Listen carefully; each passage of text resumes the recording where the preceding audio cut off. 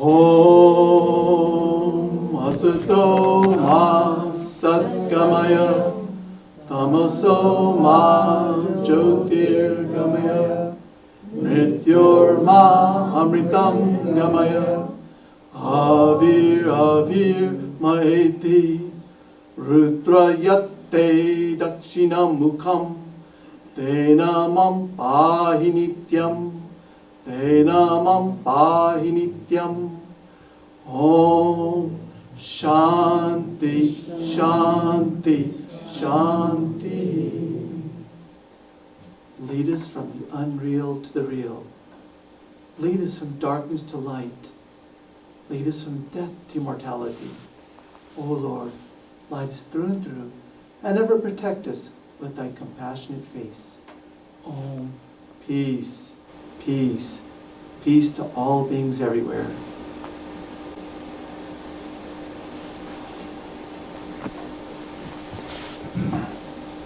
So I want to say first, thank you for inviting me to Cleveland. It's my first time in Cleveland, and I'm seeing there's a lot of hospitality in Cleveland. The reason I'm talking about this today is that as an announcer, I had gone to Harvard Divinity School back in 2022 or 2021. And one of the things that I did there was I specialized in counseling and chaplaincy.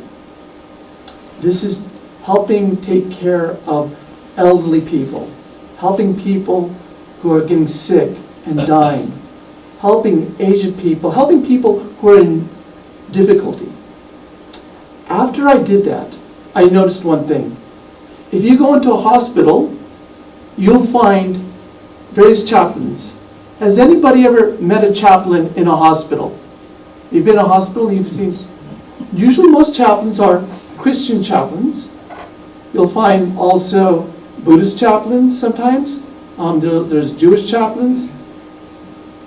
You will not find Hindu chaplains. In the United States, there are less than what we call 20 qualified Hindu chaplains. I'm not talking just the persons that volunteers, but people who have gone through a chaplaincy training program, which is a 4-year program. It's like a residency program. You have a medical residency. This is a chaplain residency program. You do 30 hours of work per week. So what happened when I graduated Harvard, I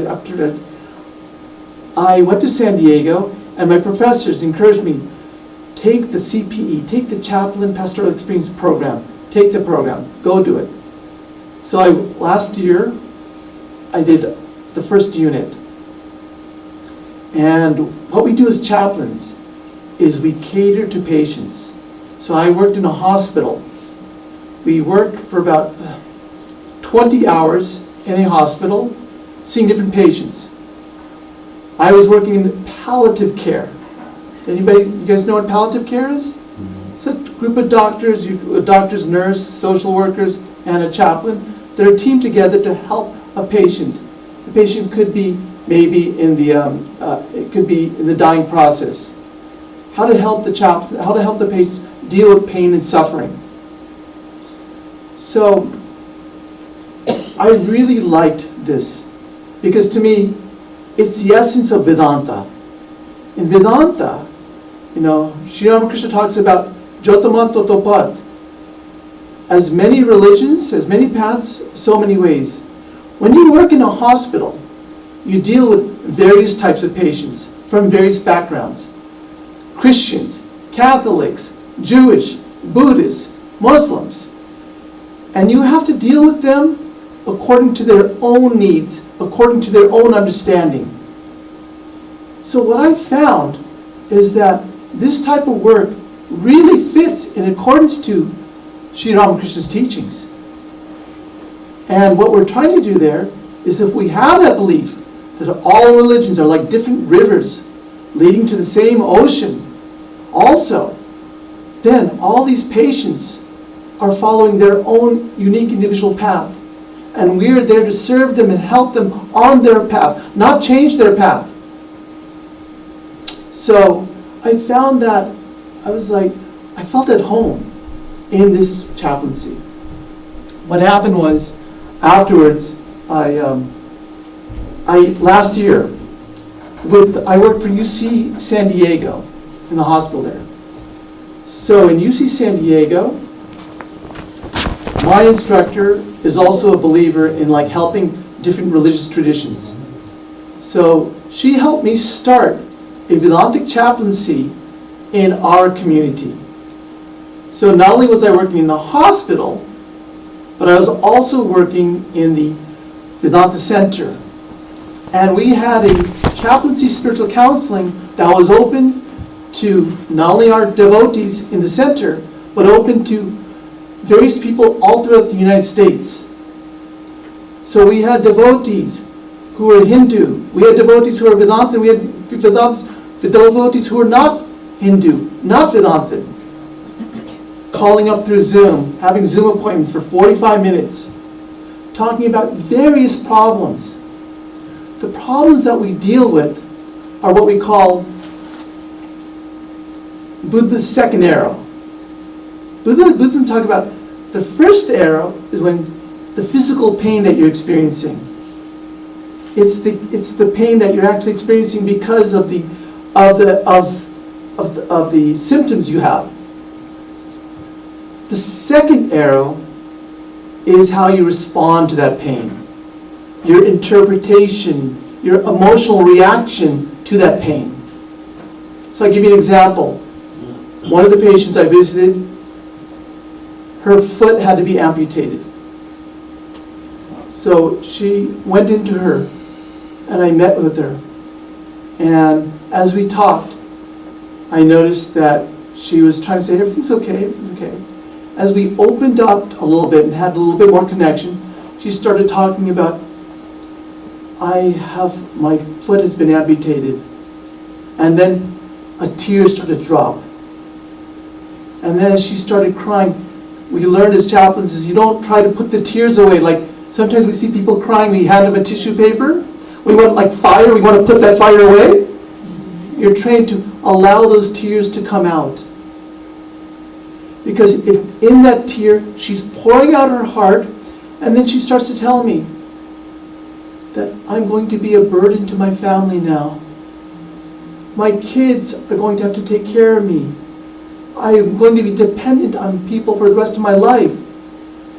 All this pain and suffering she's feeling, not from the physical pain, but from the emotional, psychological, mental pain. And this is what we as chaplains here are trained to deal with. So when I opened up this Vedanta chaplaincy under the guidance of my supervisor, I found so many people. As soon as I opened up the appointments month by month, within 3 days, all the appointments are being filled. There is a need in our community, whether it's people, what we're trained to do is make a spiritual assessment. And what you find is that most people fall under 3 categories. Most people are in a hospital or at home, and they're either looking for meaning and direction. Usually in a hospital, you come, you're very vulnerable, you're sick, you're looking for change. What brought me here? I want to change. I don't want to be here anymore. A hospital is not a fun place. Anybody has actually stayed in a hospital overnight? A show of hands? Okay. So you may find that the experience, after some time, nobody wants to be in a hospital. And that's a time of reflection because you have a lot of time there. And you're reflecting about your own life. So you'll find that usually people are thinking about, what am I going to do with my life? Meaning and direction. Second most common problem is we start to feel unworthy. We start to feel sort of like our lack of self-worth. Why did God put me here? What did I do wrong? What did my karma have me to do that I'm facing all this pain and suffering?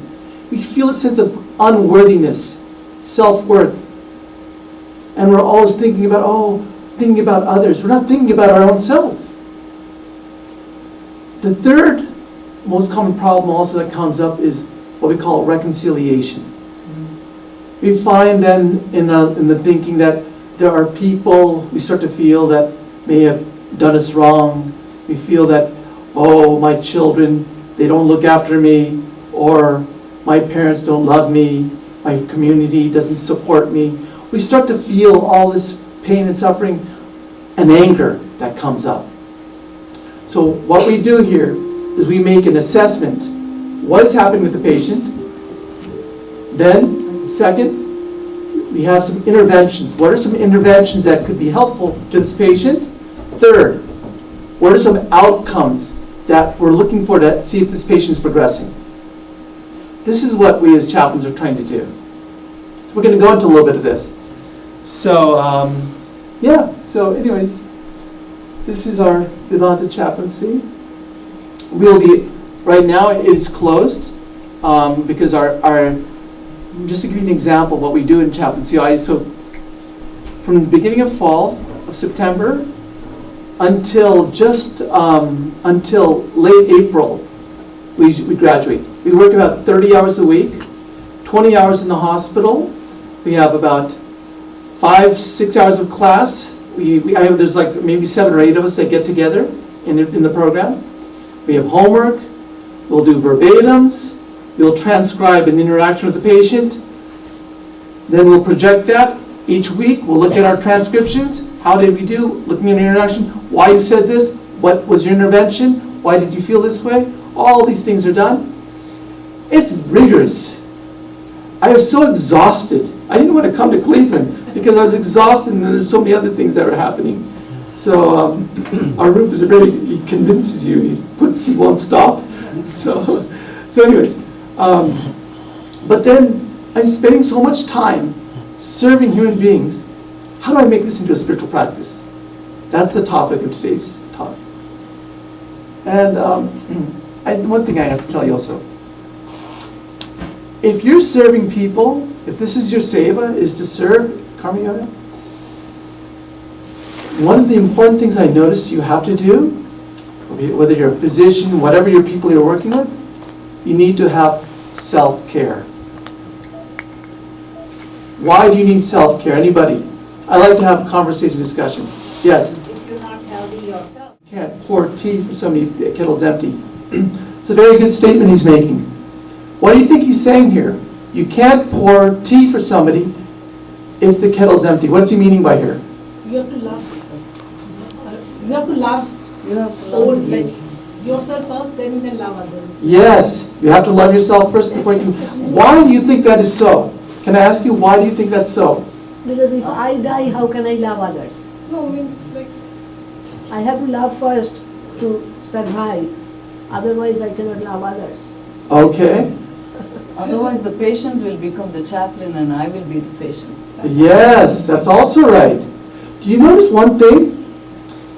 If you're not feeling, as he's saying, if you're not feeling full, what happens? When I'm trying to serve somebody, what happens? I start looking for you for my own validation. If I'm not full, I'm going around now, as I lecture, I'm looking for some feedback. I'm looking for some love. I'm looking, hey, you're not giving me my love, you're not staring at me. You're not nodding your head, nobody's nodding their heads. I cannot serve properly if I'm looking for validation from somebody else. Looking for Google reviews. Looking for Google reviews. Looking for YouTube hits. What is the purpose we are serving? Are we serving because we want some name and fame? Because we want some affirmation? Because we want some validation? Or are we serving to completely give from ourselves? And the only way you can fill yourselves up is if you have self-care. That's why spiritual practice is very important. But let alone spiritual practice, what are some other ways of self-care? What are some ways that we can take care of ourselves to become full? Discipline. Plenty of rest and eating properly. Plenty of rest, eating properly, yes. Discipline. Discipline, though. Discipline to do what? To take care of yourself. Okay, right? So again, you just mentioned rest, and what else? What are some other ways we can take care of ourselves? We have to be physically fit also. and Physically fit, we should Be exercise, punctual. punctual, yes. We need to be kind to ourselves. Need to be kind to ourselves, yes. Think positively. Think positively, yes. And you have to be always aware what's going around you. Aware of what's going around you, yes. Exactly. Japa, kirtan. Japa, your spiritual practices also, yes. So what I've discovered, I'll give you a simple formula. Take your meds. Every day you have to take your meds. Does anybody know what meds means? Meditation. Okay. M. Meditation. M stands for meditation. Yes. Somebody else told me also mindfulness. Meditation. So every day we have to take our meds. It means we have to meditate. E. Energy. What do we do have to do? Energy. Eat. Enthusiasm. Exercise. Exercise. We need to meditate and exercise every day in order to fill our kettle. D. What does D stand for? Diet. We have to be careful what we, if I'm eating tamasic food, it's going to be a difficult day for me at the hospital. I can't pay attention. I'm getting sleepy. I'm giving you like 25% of my attention. So diet is also very important. And an S? Sleep. Sleep. You need sleep. Also, you need support. Every day you have to take your meds. I just like to reaffirm M again, what is that? E? Exercise. And exercise, you know what really helps? So I was working here, I'm working a long time, I'm getting burned out. As a chaplain, you take on all this, it burns you out.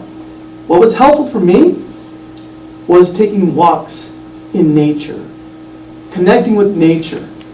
So taking long walks, reflecting, seeing, they say, if you can touch the feet, our Swamis used to tell me, have your feet touch the ground. It connects to Mother Earth. It resets you.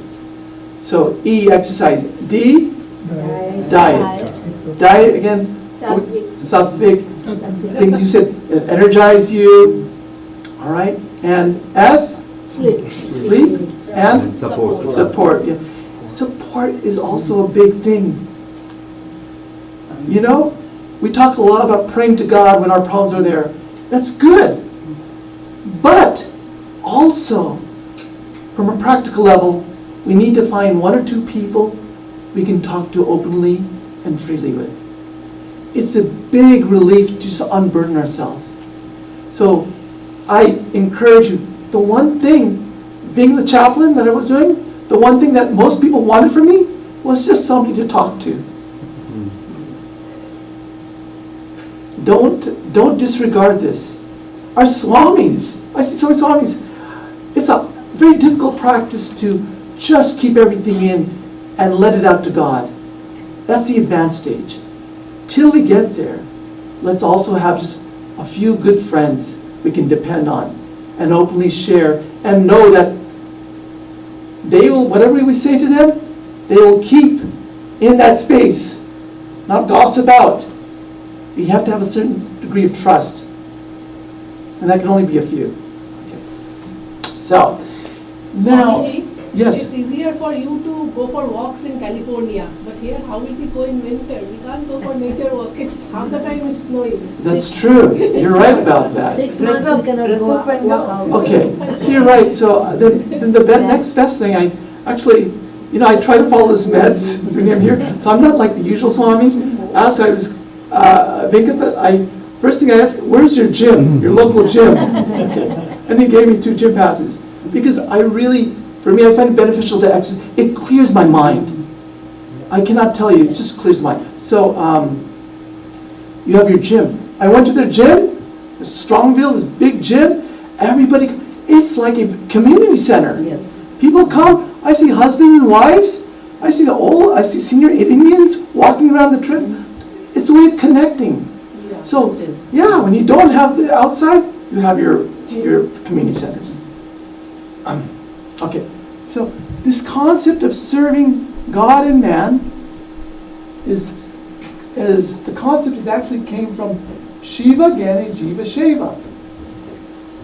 This concept was originated in Ramakrishna. And here it means serving humans as Shiva. Serving the Jiva. What is Jiva? Anybody what's Jiva? We are. We are. Jivatma? Jiva. So Jiva is any embodied being. Okay? Yeah. So usually here we're talking about human beings, but it could be cats, dogs, any embodied being. As Shiva. What is Shiva here? As God. As the divine. Right. Okay. Anybody tries this? To serve human beings as God? Again, show of hand. Who tries this? Okay. We're going to talk a little bit about this. All right. All right. I'm going to ask how it works out for you guys. So keep that in your mind here. All right.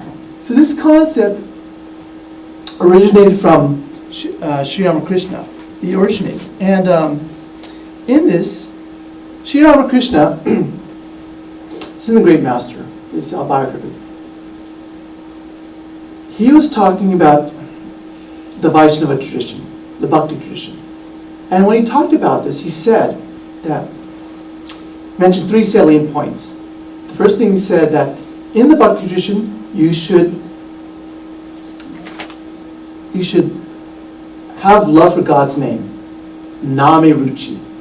You should feel God's name, the mantra, and God are one and the same. Create love for, taste for God's name. The second thing he said was, you should serve your devotees. Vaishnava Sevan. Serve the devotees as the divine. The third thing he said was, Sarvo Jividaya. Sarvo Dive Daya. And then he went into Samadhi. So you're both going to talk a little bit of what he meant here. Daya usually translates as compassion. Yeah. Compassion for all beings. But I'm going to look at this. When he said Sarva Jividaya, he goes into Samadhi. As a Ramakrishna, he goes into Samadhi. When he comes out, what does he say? He says this. Daya, and I'm going to translate it as sympathy. Sympathy for all beings? How foolish to speak of Daya, sympathy. Human beings are as insignificant as worms crawling on the earth, and they are to show Daya, sympathy to others?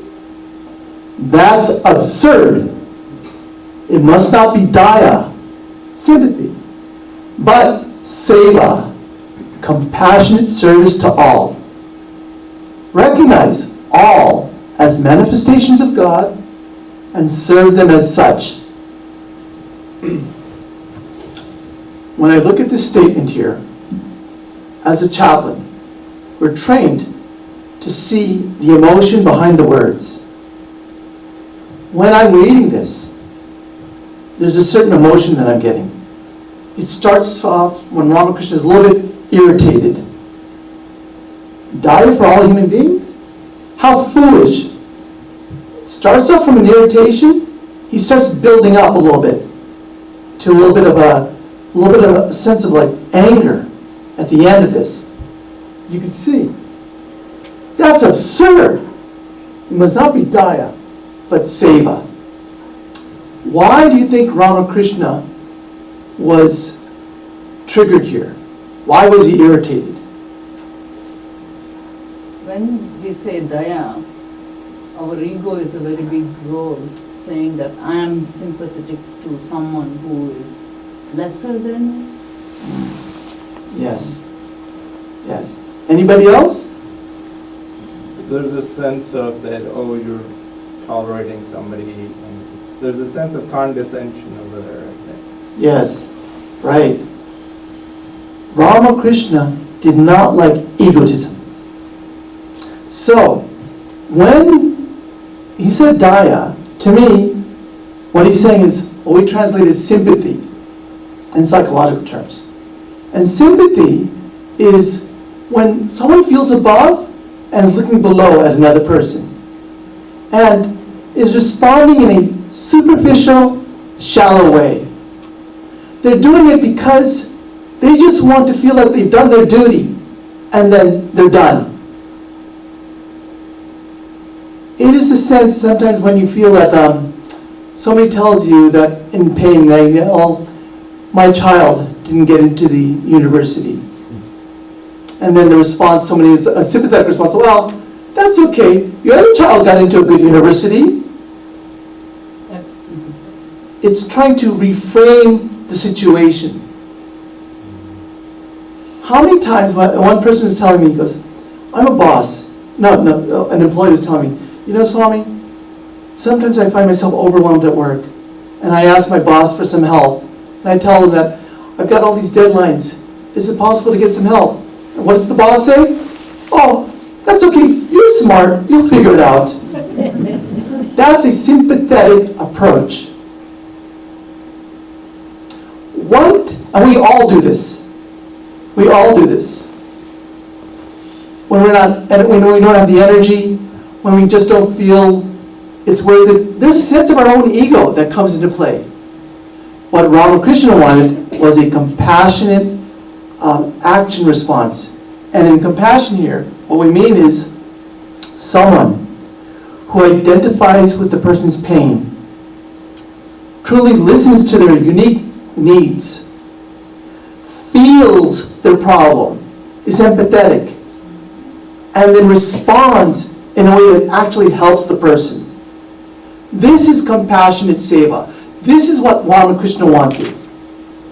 Let me give you an example of this. There's a Swami in our order.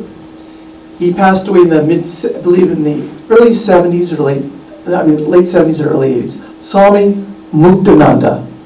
He was known as Bambihari Maharaj. You've heard of it? Some of you? He was in Benares. And there he served as a physician's assistant. He would he would serve the patients in the hospital. In Benares, we have a hospital center. So he was there. He was sponge bathing the patients, all these different patients, and then he was feeding the patients. He noticed there's one patient who was asleep. So then he was waiting for the patient to wake up. And as he was waiting, he noticed his body. The stomach was starting to get irritated.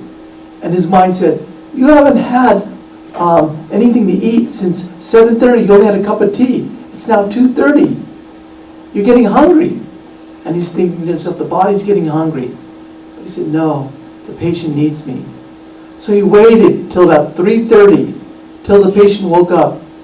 Then he sponge bathed the patient. And then he served the patient with his own hands. Afterwards, while the patient was eating, he said, Maharaj, even my own family doesn't serve me like this. And they just both looked into each other's eyes, and tears of joy and gratitude were streaming down. This is what we call compassionate seva. And so why Ramakrishna was irritated is because he wanted to eliminate the egotism of the giver. The sense of superiority complex, that the person is dependent on me. I'm the savior. I'm the one with the answers. I can fix you. Here's what you need to do. Sometimes you'll notice that attitude comes within us as we're helping another. He wanted to eliminate the sense of power that the giver feels. The sense that you're looking down on the person. I'm calling the shots. I'm the expert. Listen to me. I'm the one paying for this. You have to do as I say. I have something you don't have. Look how magnanimous I am. He wanted to eliminate the sense of pride and prestige of the giver. I'm such a good person. I'm a good son and daughter. I serve my parents. He wanted to eliminate the sense of entitlement of the giver. You owe me. After all I've done for you, show me some gratitude. Give me my favor. This is what Ramakrishna wanted to eliminate, that sense of egotism. And How many of you, do we have a sense that we have egotism when we're giving? Let me give you an example.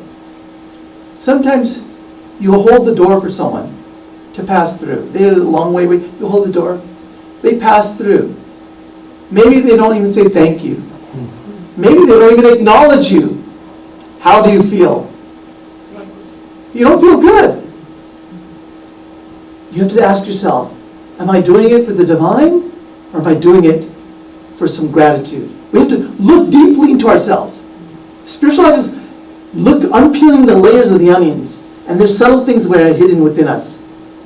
Sometimes, for example, that here's a common thing I see. You go to a temple, devotees make food, right? They make food for God, and so they offer to God. Their whole purpose is for God. Then later, a senior Swami is there. They want that senior Swami to try the food. Sometimes the senior Swami cannot get to the food. How does the devotee feel? He may feel hurt. You feel a little bit irritated, angry. Karo, Maharaj, Amar Luchi, Kaini, he didn't eat my food. And you get a little bit angry. You tell everybody else. Huh. It's a sense of pride that we feel when we're doing. Again, are we doing it for the Lord, or are we doing it for ourselves? So, this was the reason that Ramakrishna was irritated. He wanted to bring up the receiver. He wanted to bring them up to a sense of worthiness. They're worthy of receiving what we're giving. And he wanted the giver to be humble. He wanted the giver to see the greatness of the other person that they are serving. Swami Ashokananda, Swami Harinamananda said, humility is not being a doormat where people step on you. Humility is the ability to see greatness in others. Humility is the ability to see greatness in others. That's what Ramakrishna meant by not daya, but seva. Not sympathy, but compassionate action. Service. You had a question? Like, you said that when the deities didn't have the food, the deity got angry. But Not the deity got angry. sorry, not the deity. The Swami, the devotee, yes, Okay. yes. But sometimes, like, we also have this feeling, but we don't get angry or something. We feel like bad, like we prepared this. Is that also the thing, like the same as getting angry? This is the same feeling as like. So that's a good question. What do you guys think? Like, we are not angry. We You're not feel angry, bad or right? Bad, yeah. But you still feel bad. Bad. Disappointment. Not satisfied. Like Not we feel Not sad or satisfied. something. Exactly. Not bad, but feel sad. Sad, You feel sad. Feel Yeah, sad. you feel sad. So you want to say something? Yes? Yeah, after, if you have a good pause, then I want to say something. Okay, I want to get back to her statement here. Why do you think that's so? So she's saying that she feels bad, or she feels not angry but bad, and he's saying feels sad. My question, what? Because we all want appreciation, like, oh, did you eat what I brought? Yes. And How we was also it? think- It was very good. We want that. Exactly. And So- we also think that Swamiji is a manifestation of God. If he eats the food, like God is eating it, so maybe that feeling is there. All right, so that could be true. These are some subtle feelings. Yeah. But the main thing is then our expectation. That's the main. What was our expectation? If our expectation was truly to feed God, to feed the divine, and it was offered, that was done, then you should be fulfilled. That's enough. Your heart should be full. Oh, Thakur Amar Kechi, they say when Ramakrishna, Mother said, when food was offered to Ramakrishna, a light would come out of Ramakrishna's eyes and touch the food. Do you know, since you have me deviating from subject, but it's okay. Do you know, our Swami Sarvadevananda in Southern California, he's the head there, said something very interesting. When you cook, what does God take when you offered God the food? What does God take? My question to you guys. Our love. The bhakti. Our Baba. Yeah, well, you guys are advanced class. Yes. Krishna says in the Bhagavad Gita, right? Whatever you offer me, a leaf, a flower, water, if you give it with love, I'll accept it. So what Swami did, Sarvadevananda did, he said this is very interesting. He said, when you're cooking, as you're cooking, what are you doing? You're putting the jam of devotion on that food. And then when Sri Ramakrishna, when God gets that food, what does he do? He took a bread and he put jelly on the bread, and then he did this like Mother. He licked the jelly off the bread. The jelly is the jam of devotion that we put on the food. That's what God accepts, our love. So if your food is made in a beautiful way, with aesthetics and beauty, but it has no love, then God is going on a diet. Yes. So, so it is our expectation. Guess who was in this interaction with Sri Ramakrishna had this experience? Narendra. Narendra. Do you remember? Do you remember what happened after Narendra? What did he say? Show me. No. He was in that conversation. He came out of that meeting, Swami Vivekananda, right here, Swamiji. And he said, this is what you said, Swamiji, this is what I read. He said, what a wonderful insight I learned today. I learned that you don't have to go to the caves. You don't have to go to the forest. You don't have to go to the Himalayas and mountains and meditate and do tapasya to realize God. Instead, you don't have to give up love.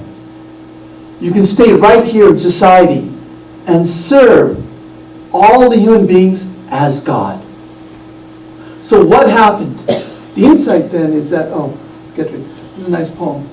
It says, even after all this time, the sun never says to the earth, you owe me. Look what happens with a love like that. It lights up the whole sky. That unselfishness.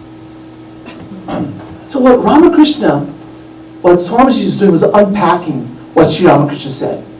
What Ramakrishna did for us is he took us from a self-centered approach, Daya, where it's all about me. I'm serving because I'm getting the satisfaction. I'm serving because my own ego and my own pride is being justified. He's taking from a me-centered approach to a person-centered approach, where you're listening to the needs of the person you're serving. Vivekananda is taking us from a person-centered approach, from the needs of serving the needs of the person, to a God-centered approach. Making seva into a puja, making your service into a worship. This is what happened just right after Sri Ramakrishna's words. Swamiji goes on to say, let man do everything he is doing. There's no harm in that. It is sufficient for him, first, to be fully convinced that it is God that exists, manifested before him as the universe and all beings in it.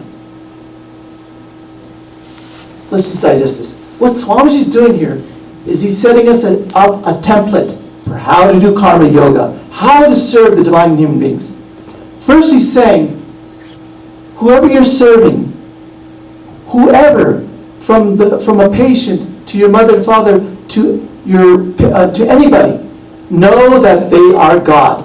First, be convinced they are God. Ego ham bhuyasam prajayayati. The divine says, I am one. Let me be many. And let me express myself and manifest myself in all these human forms, in all these forms. So first we have to have the idea that you, everyone here is what? Is nothing but an expression of the divine. We are all temples, and the divine resides within each temple. That has to be in our mind first. We have to be convinced of that. It's like out of Brahman, the ocean, we're all different waves of that same Brahman consciousness. No less, no more. Then he goes on to say that those who come in contact, those with whom he comes in contact with every moment of their life, whom he loves, Balabhasha, respects, Samman, honors, Shraddha, whom he shows kindness, Daya, flow, are all he himself. How do you worship God? in the human form? By showing love, respect, honor, having faith, and kindness. When you meet that person, you should have the understanding that each individual is the embodiment and expression of God. And have faith, like Shraddha, like an athlete, as a coach does to an athlete. I believe in you. All potential lies within you. Everything, all power, all strength lies within you. It just has to be manifested out. First conviction, you are divine. Everything lies within you. I really can't do much for you. All I can do is help you move the impediments that are blocking you from seeing who you really are.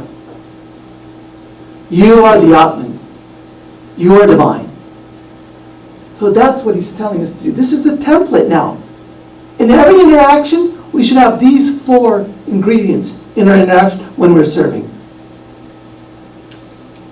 And when you do this, then Vivekananda says, if you can look upon a person, world, as Shiva, how can there be occasion to regard them as superior, or cherish anger or hatred, or have arrogance to them? Even be kind to them. When you serve the Jiva as Shiva, your heart gets purified, and in a short time, you are part of Ishvara. You are eternally pure, awake, free, and bliss absolute. So he's giving us the simple methodology for how to serve the divine in human beings. And if you can truly do this, this is a way to get mukti, to be liberated, to realize your full potential, to manifest your divine Atman nature. Is this simple to do? No. It's a practice. And that's what we're going to talk about now. How to do this practice. Before we move on, anybody have anything here? Do you want to say something? I forgot. Did you want to refer to something now? If you want to say, yeah. So, when we are saying that when we do service, Yes. We do service with the thought of Lord or pride, right? These are the 2 things you had mentioned. We do service Thinking of Lord or with pride. So, with the sense of you're serving the divine, yes, Lord, yes. And second one you said with pride, right? You use the word pride. Pride, yeah, I was trying to say that Ramakrishna was trying to eliminate the sense of pride within us, the giver who's giving, that egotism. Yeah. So my thought process is that, Yes. given the fact that not many people do service without, they don't get into this concept of serving, even if they serve and if it is self-satisfying or if they feel proud about it, I think they should do it. Yeah, so what you're addressing here is what we call stages in our spiritual growth, right? So, yes, you're right. What we're talking here is about sort of like making it a practice, a spiritual practice, for the purpose of mukti, liberation. What you're talking about here is that in our growth process, we're going from someone who's tamasic to someone who's rajasic. And then we have to go from someone who's rajasic to someone who's sattvic. So you're absolutely right. If suppose you are tamasic or rajasic, you have this ego there. If service is a way that motivates you to start a practice to get outside yourself and to think of others, to do some good work, then yes, if it gives you some acknowledgement, if it gives you a sense of feeling a healthy ego, do it. Exactly. You need to establish a healthy ego. You cannot go from someone who has sort of a low self-esteem. If service is a way to build your self-esteem, yes. Use it as a vehicle to build your self-esteem. Get some acknowledgement, get some pride, get some recognition. Absolutely. Then there comes a stage, you say, Tata Kim, what next? Tata Kim, what next? Because you're finding that after a while, after some time, that same thing comes again. You get pride, you get validation, people acknowledging you, people clapping for you. You get like these movie stars or these famous people. And after some time, it's not enough. It doesn't do it anymore. Then you need something from within. that's going to give you some satisfaction. That's when the mind turns around and looks within. But you're absolutely right. So, yes, I'm saying, yes, correct. Thank you so much. Yes. Because Yeah. in society, people are always criticizing those who are doing for name. At least they're doing. Absolutely. Yes, absolutely. But they may not do anything and say, oh, he's only doing it for fame. At least he's doing it. It It's is. the beginning. And sometimes, even sattvic mind, some of the obstacles that come in sattvic mind, spiritual pride. We try, sometimes you see the monk doing their japa meditation in front of others. So there's a sense that I want to be seen as a spiritual person. And so that also comes to our hankering, right? So you're absolutely right. We're all in this evolution, this stage. So only we know where we are. Only know, are we doing tamasic or are we sattvic? So you're absolutely right. You were going to say something? Yeah, you were mentioning when someone did not get into a good college and then commented, oh, Yeah. your other child will do that. What should be the good response there? What should be the best? I think just listening. Not saying, not responding with words, but opening your heart and allowing them to pour into you. Because usually what's happening is they're in grief. They're in shock. They're holding this pain You have inside. to be listener. They want to pour out to somebody. You want me to be very honest with you? Very few people actually can listen and listen truly without trying to fix something. It takes a great deal of patience. It takes a great deal of time. We have our Indian uncles. Even my father, whenever I used to talk to him, always I cannot fully express myself, because when I talk, then all of a sudden he'll interrupt. He wants to express something. He'll want to fix my thing. Every Indian uncle has a solution to everything. That's why, Holy Mother, Sharada Devi, right there. Do you ever, when you read Maya Kata, when you read the conversations of Holy Mother, the one beauty she does is she just listens. People would cry. She wouldn't tell them, don't cry. Those tears would pour out more, and then she would start crying herself. She would cry more heavily than the person who was crying. There's this empathy, this feeling of real resonance. She opens up her heart so that we pour into, and then we feel the lessening of the pain and the suffering that's inside us, built up, the pressure that's built up inside us, to release to someone. It's a gift. Even, if I may dare to say sometimes, even our Swami sometimes, when I'm talking to a difficulty, oh, Aja, you do this. Okay, you do this. You get cut off sometimes. It's a rare gift for someone to truly listen, because if a person can really truly listen, they become like a sponge. They absorb the pain and suffering, just like Mother did. So, yes.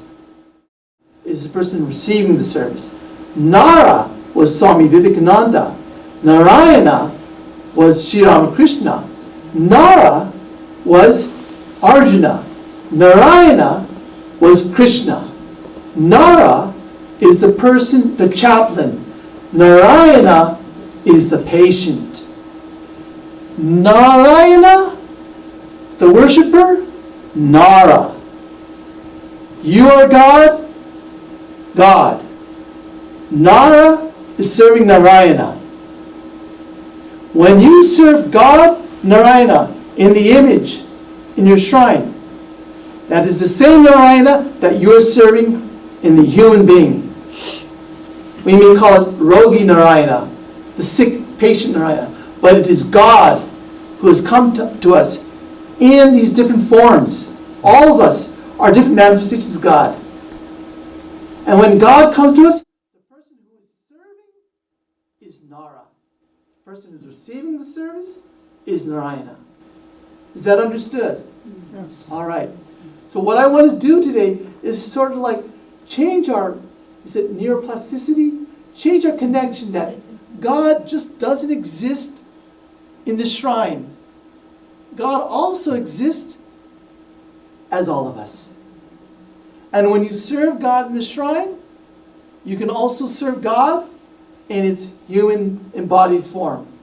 All right? So what I would like to go over a little bit now is talk about how serving God in the shrine is the same as serving God as the patient, as your children, as your parents. That's what I want to start doing now. I want to start changing is it neuroplasticity, our connection, our neural networking, from God here to God here. I have a question. Yes, In the battlefield where blood is going on, yes. who is the Nor and who is Narayan there? Who is Narayana in the battlefield? Who is Narayan in the battlefield? Yeah. Well, Nor is the Nor are the soldiers. Soldiers are the Noras, right? so let's look. So we're going to look at Nara always from like the subject point of view. Who's the subject? Who's the object? Nara is the subject. If you're the subject, you're Nara. Who's the one? Who's the object that's receiving your worship? That's Narayana. Okay. So just keep that frame of reference for right now. Right? You're Nara. Whoever you're serving is Narayana. You're the subject. Whoever you're serving is the object. Right? So let's look at it from that point. It's all relates to where we are, where we see ourselves. Okay. Let's before we go into any kind of like other things, let's just stay in this focus of consciousness here. Right. So we are now. The idea is that we are all Nara. Okay. That's the idea, and we are serving who? Narayana. Narayana. All right. So now, in puja and in serving gods in human form, we follow 3 basic steps. When you do puja, you're going to follow these 3 basic steps. There's preparation, there's engagement, which is offerings, and there's surrender. Any puja will follow these basic steps, okay? Preparation, we're going to talk about what that means. Engagement, offering, and last thing, surrender. Okay? Same thing when we look at serving people. There's a preparation that we get before we meet the person we're serving, Narayana. There's the act of engagement. What is our act of offering when we're serving the person? And also, ultimately, then what do we surrender? Is that understood? All right. So now, let's look at puja, because let's look at something that we're familiar with.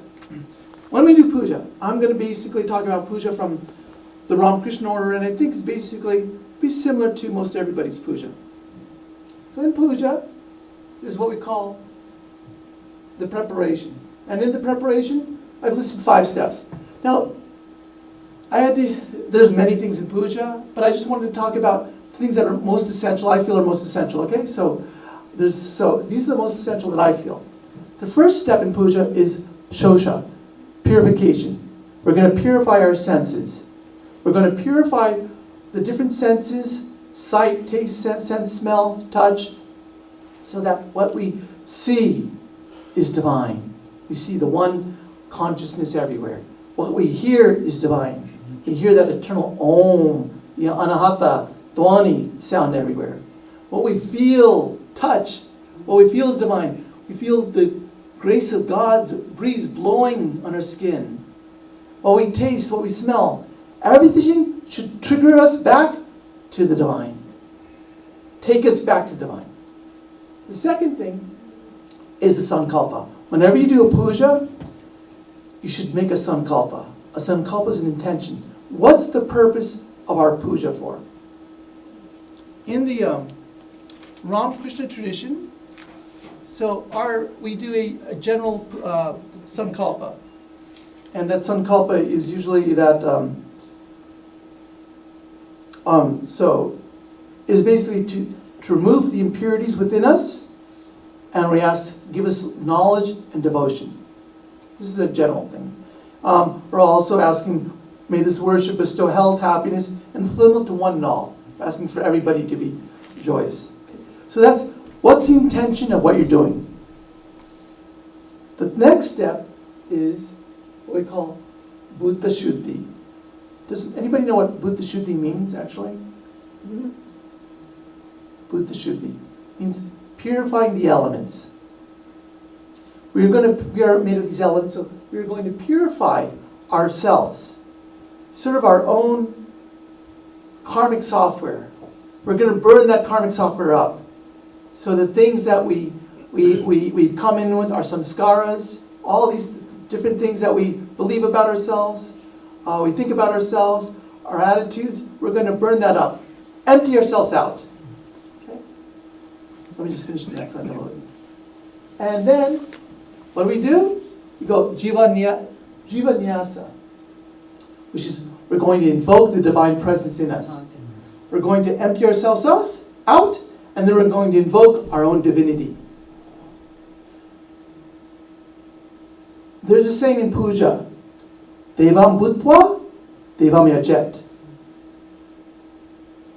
To serve the divine, you must first become divine.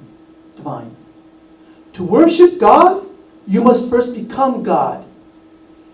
If you are identified as body and meat, what are you going to see? You're going to see meat. I'm just going to see other bodies and meat everywhere. If I identify as the spirit, the light of consciousness, I'm going to start seeing everybody else as lights of consciousness. If I identify as spirit, I see spirit. Whatever I identify with, that's what I see through. You know, Ramakrishna used to say that most people value two things. Do you know what those two things are? Kama, kanchi. What are the two things? Lust and greed. That's the way he said. You know why he said that? Because that's the way most people perceive the world. That's the way we see the world. What we value is what is real to us. If I value wealth and beauty, when I look at someone, I see the beautiful clothes you're wearing, see the Armani suit, the Rolex watch. I see the beautiful people in the room. They stand out to me. That's what my focus becomes.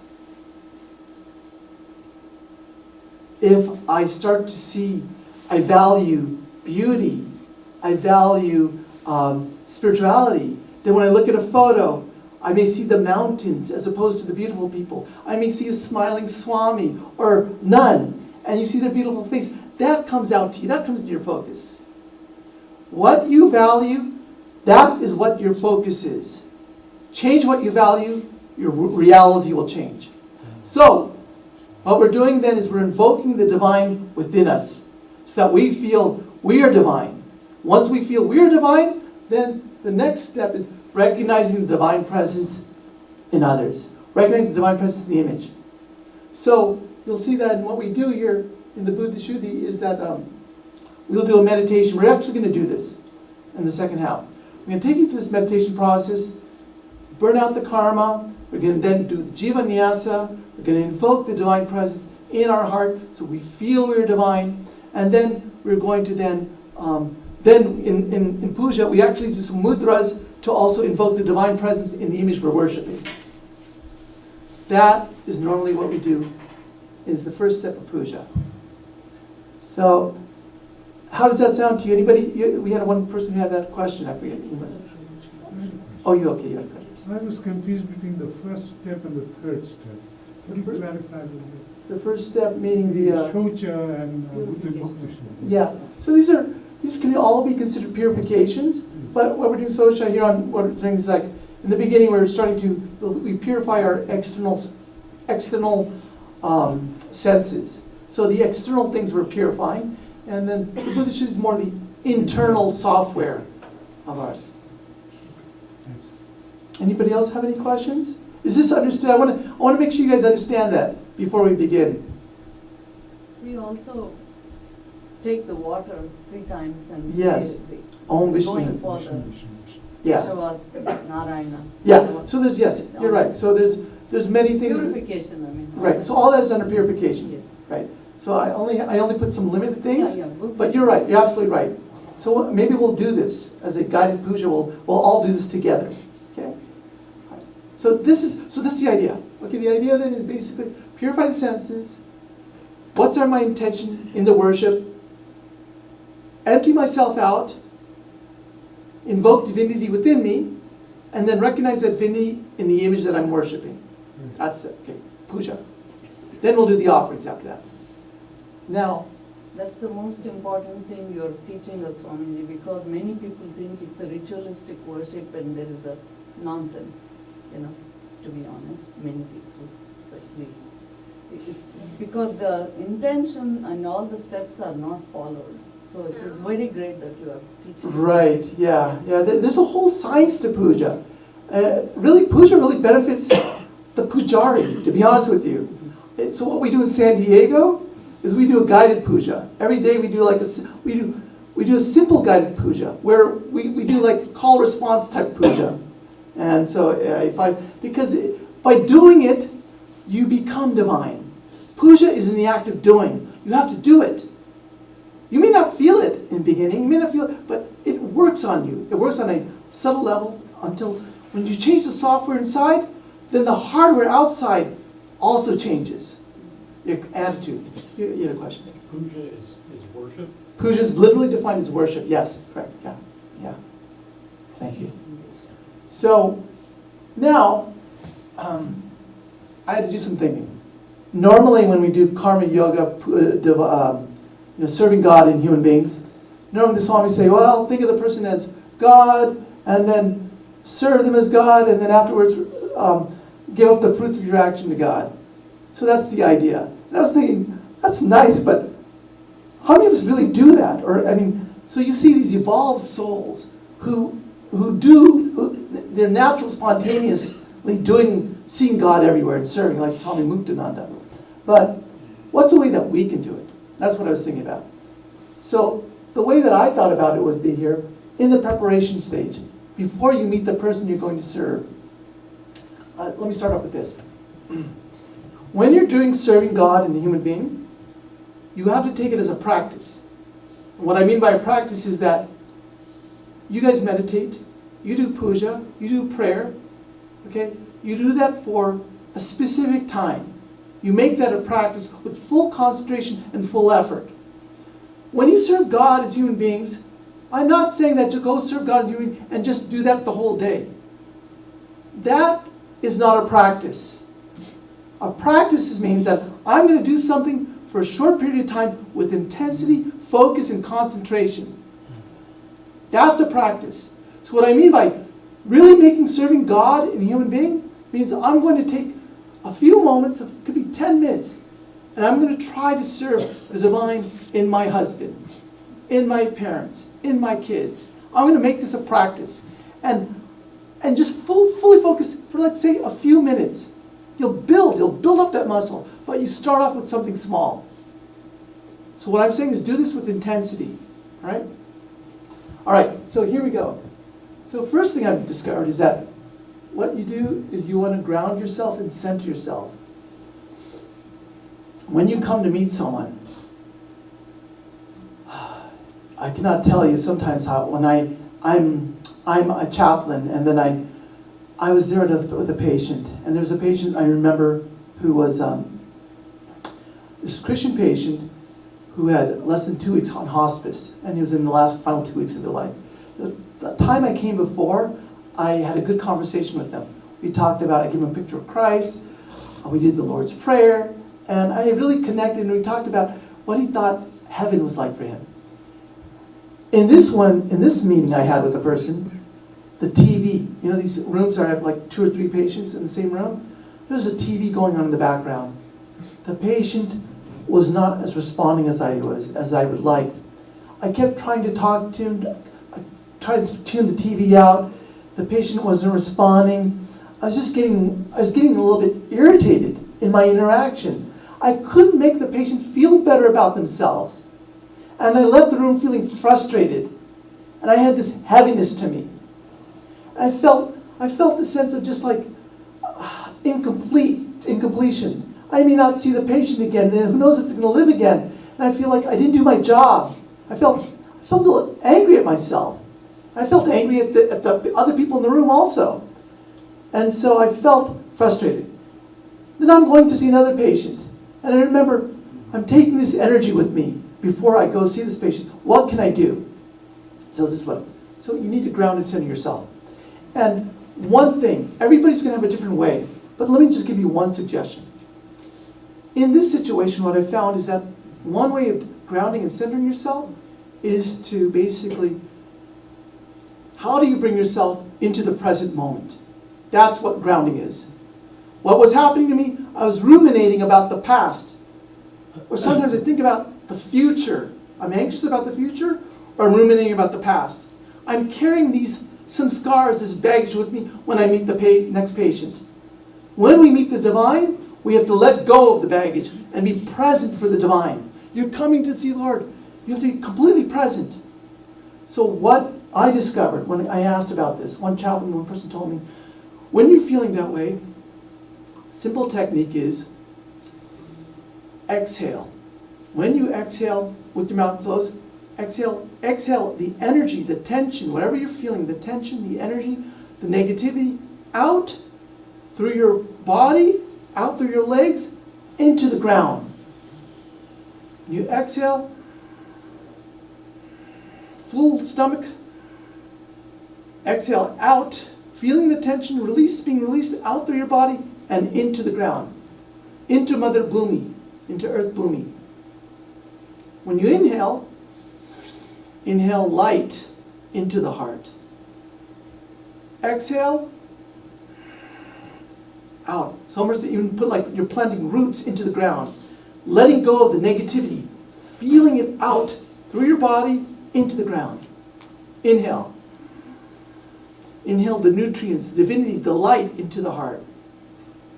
What I found myself, exhaling, inhaling, exhaling. What I noticed is that my physical posture started to go straight.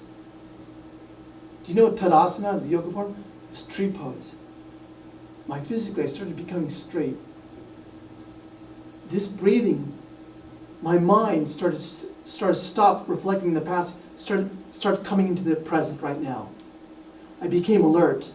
Started noticing what's happening in the room, the patient room. What's the patient? Who am I with? What's happening? Look at the metal things. My presence, my presence, consciousness was now focused in the present moment. So just by doing this, you may find yourself becoming in the present. That's grounding and centering yourself. The next step is letting go. And this is just a continuation of that. So letting go of that tension that I was experiencing, what I found for me is that two things. Well, actually, another simple technique in that grounding is called stop. It's not stop. Stop. S. Stop what you're doing. T. Take 3 deep breaths. O. Observe what's happening within yourself. P. Proceed into action. All of this is, again, getting you out of the mind and into the present moment. That's all we're doing. The next thing is letting go. Here, what I mean about letting go is just how to relax into the moment and release what you have. When I go into a patient's hospital room, I met with all types of patients. Sometimes I meet with fundamentalists. I meet with Christian patients who are fundamentalists, and they'll preach to me things. I may meet very strongly politically motivated people. And what I start to notice is that I have my own biases coming up, my own limiting thoughts coming up. Sometimes even that negative energy I'm carrying with me is coming up. So what I found and discovered for me is the way to let go, which is the same thing here at your Buddha Shuddhi, is just start to relax the body. How to relax the body and make your mind receptive and open. And one way, I'll just briefly tell you, is doing this called a grounding meditation, where you visualize sort of light going into the feet. And then exhaling light into the feet, the prana into the feet, tense the feet, and then relax the feet. Inhale. Again, exhale into the legs. Tense the legs, and inhale. Exhale into the body. Tense the body, and then inhale. Exhale. You just find into the the eyebrow area. That's where I carry a lot of tension. Inhale. Ultimately, what happens is you start to feel your eyes soften. Your body softens. Your jaw softens. The tongue starts to let go. When the body starts to let go, the mind also becomes pliable, soft, and sattvic. Body-mind connection. Work with the body to release the mind. And I started feeling that I started becoming at ease. Another quick way to develop what we call letting go experience here, the Buddhist taught me this, is think of a nurturing thought. So what happens is I may carry an image. For me, what's nurturing is some people have they'll see little cats, kitty cats. When they see a little kitty cat, it warms their heart. When I see Holy Mother, Divine Mother, this image here, I feel that my heart starts to open. I feel she's saying, everything will be okay. Everything will be okay. Everything will be okay. I feel relaxed. I feel her presence then in and through me, and then I'm ready to proceed. So find what works for you. Everybody has something that works for them. Some people carry like a little rock with the saying peace, or joy, something. What works with you? The next thing then is invoking the divine presence within you. You want to feel that I am divine. Soham, Soham. I am he, I am she. You want to feel that when you invoke this divine presence by maybe chanting your mantra, Om Namah Shivaya, and feeling, let there be light, let there be wisdom, let there be love. With each visualizing sometimes we visualize the Devata in our heart. And with each chant of the mantra, we feel the image glowing brighter and brighter and brighter. You want to feel that you're complete, you're full. You want to feel that fullness is pouring out of you from your heart so that you don't need any validation. You don't need any praise in your service. You're full and you're going to give. You want to feel maybe as you're doing this a joyful, energetic body. A loving, compassionate heart. A reflective mind. And you want to feel a lightness of your being. So ultimately, the idea is that Aham Brahmasmi, Aham Brahmasmi, I am she, I am she, I am Purna, I am full, I am whole and complete. This leaves you with the idea that I am that. And the last thing, or the next thing is that when you see the person you're serving, you need to create a trigger within your mind. That who are you serving? Vivekananda said, let everybody do whatever they, let them be convinced that they are serving God. So, you have to develop a conviction that who you're serving is the divine. So what are some things you can do? One thing, mentally, in your head, you can say, Mother, I salute you, when you meet the person. Bon Bihari Maharaj, Swami Muktananda, who I mentioned, used to say, the name of the patient, Narayana. Oh, this is Arup Narayana. This is Venkat Narayana. This is Paul Narayana.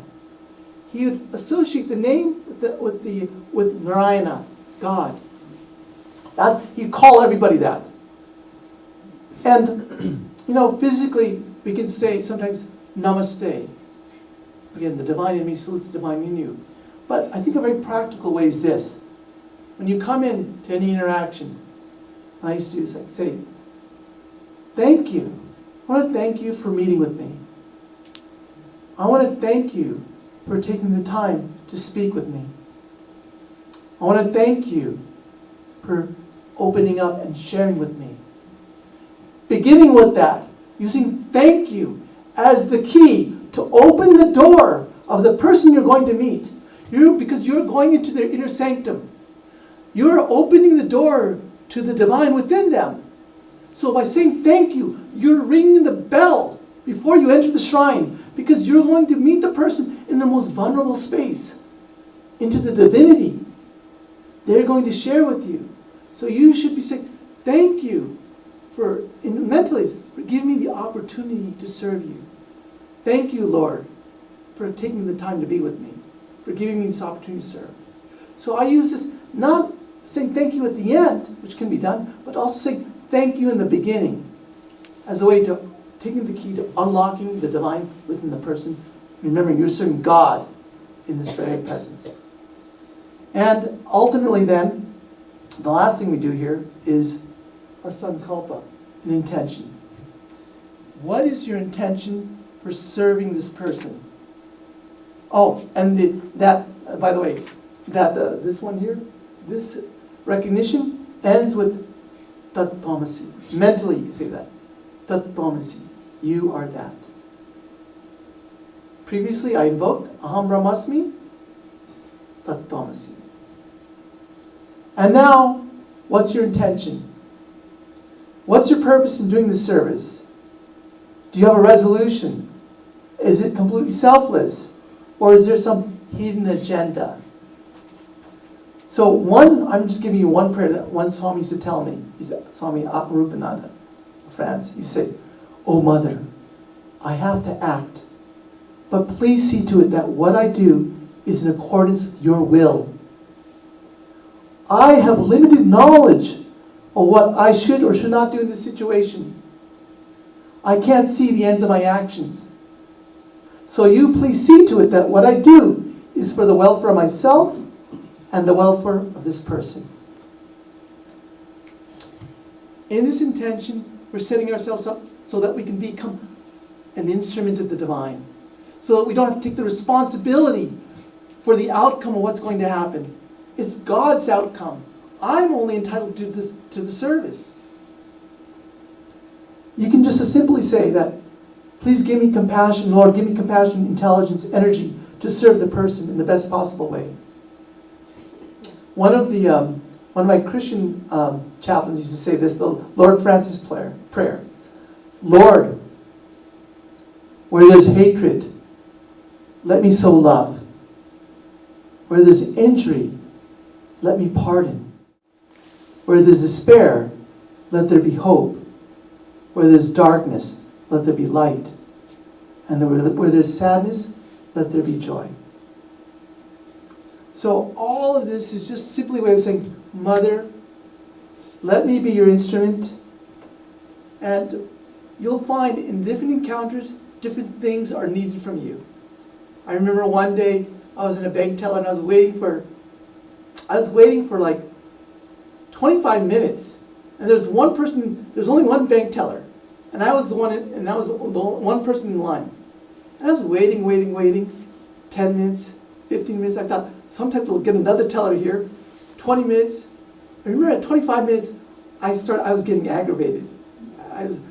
So I noticed myself passively saying, geez, are you guys going to pay for my parking validation? I was getting irritated. And then someone told me, would you have shouted at God if God was there? And I was thinking, if Ramakrishna was the bank teller, if the divine was the bank teller, would I have gotten angry? I thought to myself, yeah, I still would have gotten angry.